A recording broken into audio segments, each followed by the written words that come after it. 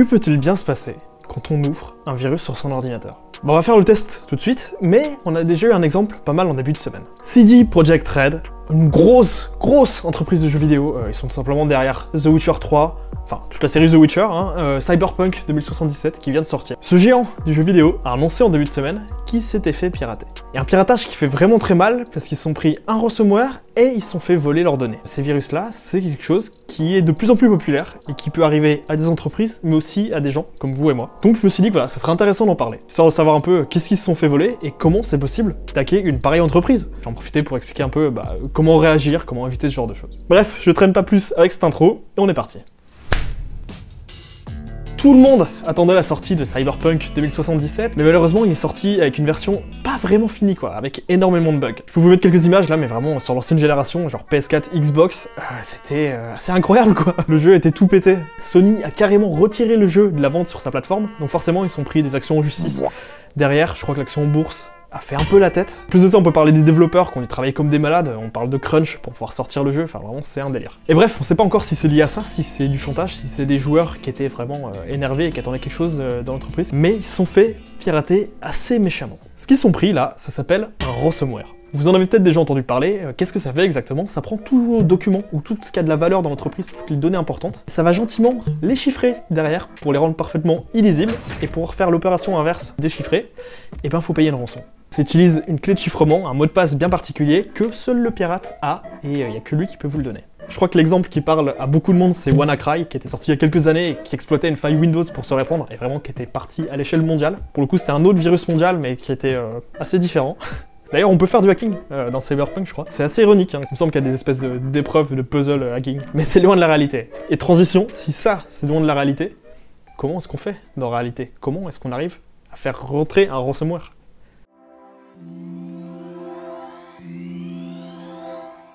Je vais utiliser le mot « faire rentrer un ransomware ». On parle en fait d'entry point. Il faut bien qu'au début, il y ait une première machine qui se fasse infecter et après que ça se propage. C'est possible que des personnes qui cherchent à rentrer dans une entreprise commencent à chercher des infos sur elle, commencent à chercher s'il n'y a pas des vulnérabilités, des choses qui auraient des failles qui seraient pas à jour. Pour ça, je dirais de toujours garder ce logiciel à jour, vraiment les conseils de base. Mais ça, c'est pas forcément le cas le plus courant. Vraiment, il y a une faille énorme qui existe en informatique, c'est la faille humaine. Ouais, suffit parfois d'envoyer un mail à la bonne personne, le mail bien formulé correctement avec une pièce jointe malicieuse. Vous avez peut-être reçu, comme moi, des mails d'arnaque. Par exemple, j'ai celui-là que j'ai eu ce matin, typiquement, qui me dit que j'ai gagné à la Française des Jeux. Donc un peu tout pourri qu'utilise une image comme ça pour pas que les filtres de spam puissent détecter le texte et savoir que c'est une arnaque. Ou des plus vicieux, comme celui-ci qui se fait passer pour le gouvernement alors que en fait pas du tout, puisqu'il vient d'une autre adresse. Toujours vérifier l'expéditeur. Et surtout, si je regarde le lien de celui-là qui dit que je vais me faire rembourser de je sais pas combien par les impôts en France, si je copie le lien et que je le mets sur un site comme Virus Total qui permet de vérifier les adresses, et on s'aperçoit assez vite que c'est absolument dangereux de cliquer sur cette adresse-là. Mais parfois, ça peut être juste bien plus vicieux. Ça peut être super indirect, super bien fait, super caché. Je sais pas, par exemple, avoir un mail de mabanque.com, en fait, c'est RN qui est caché juste ici. Ou alors un lien qui vous renvoie vers un vrai site, typiquement Office, sauf que ça vous affiche un document dans lequel, cette fois, se trouve le lien malicieux. Enfin bref, ça peut être vraiment très indirect, ça peut être très dissimulé, et c'est pas toujours si facile. C'est pour ça que même si les emails vous disent non, mais ton lien est dispo que 48 heures, qu'ils vous mettent la pression quoi, faut toujours bien regarder et savoir d'où il vient, et est-ce que c'est normal de recevoir ça quoi.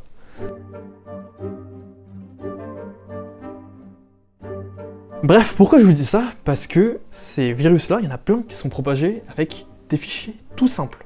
Un simple PDF, un simple Word avec des macros, ça peut suffire. Et pour ça, je voulais vous montrer un exemple. Une mise en application, vous montrer un peu sur mon ordi ce qui peut se passer quand on reçoit ce genre de message. J'ai un document là, Word, très simple, qui dit que il est chiffré, voilà, avec du texte un peu bizarre, il n'y a rien derrière, c'est parfaitement faux, et juste un bandeau qui a été fait dans le document et qui dit « Ah, c'est dommage, ce document, il est encrypté ». Et pour pouvoir l'ouvrir, active le contenu du document. Et quand vous faites ça, vous allez tout simplement autoriser les scripts qui ont été écrits dans le document à être exécutés. Normalement, c'est juste des petits scripts qui servent à faire des interactions dans le document, à automatiser des choses, sauf que c'est ultra puissant et ultra dangereux, puisqu'ils permettent de faire juste n'importe quoi en dehors de Word sur votre ordinateur. Je me fais avoir, je fais Enable Content, et on va voir ce qui se passe.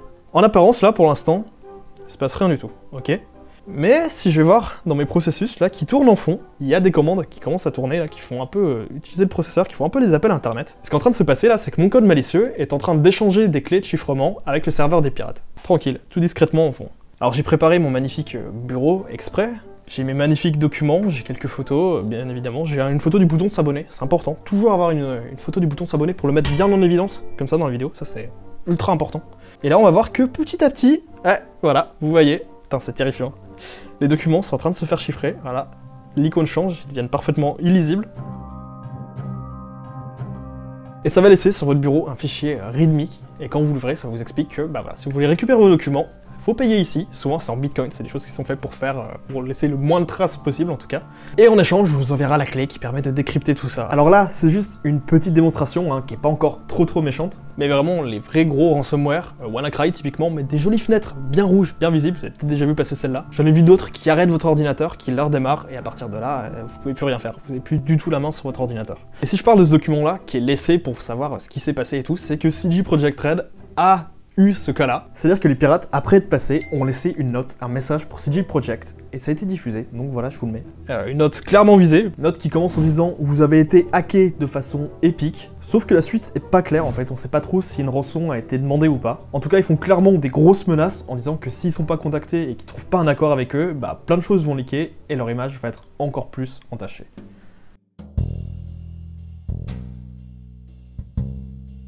Alors c'est pas parce qu'il y a eu un point d'entrée au départ, qu'il y a eu un piratage, quelque chose qui s'est passé, que tout de suite tout va être encrypté. Des fois c'est plus lent que ça. Potentiellement, une fois qu'il y a un programme qui est lancé sur une machine, il va essayer de chercher plus d'infos, d'avoir un peu un état, de savoir s'il n'y a pas d'autres machines, d'autres serveurs, des données plus importantes. Parfois il va essayer de se camoufler, de rester assez discret et d'arriver à établir un contact avec l'extérieur pour que le pirate, depuis l'extérieur, commence à piloter la machine.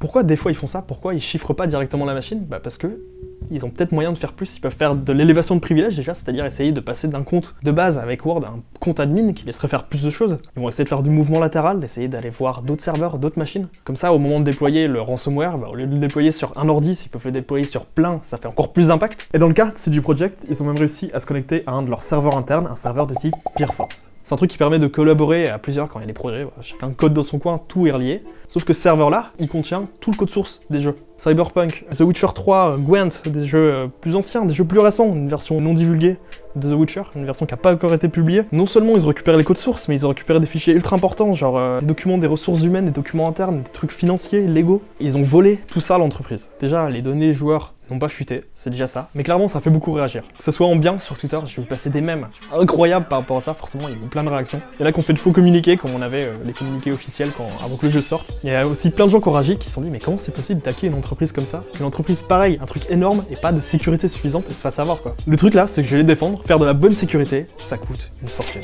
Sur les ressources utilisées par l'attaquant, il faut mettre en face une défense et des ressources pour les défenses qui sont juste beaucoup plus grosses pour espérer contrer tout ça quoi. C'est juste hyper difficile, ça peut aller extrêmement vite de juste oublier un petit truc et de se faire avoir à un endroit. Heureusement, CD Projekt avait des sauvegardes, en plus les sauvegardes pas connectées au reste, parce que sinon si tu connectes ta sauvegarde et que ça se propage jusqu'à ta sauvegarde qui se fait aussi chiffrer, bah ta sauvegarde elle sert à rien en fait. Donc heureusement ils avaient des sauvegardes séparées, des sauvegardes hors ligne et ils ont pu restaurer et continuer de travailler, c'est déjà ça. Alors quel est l'impact de tout ça? Alors forcément dans un premier temps, si vous attendiez là les patchs des jeux, c'est plus vraiment la priorité.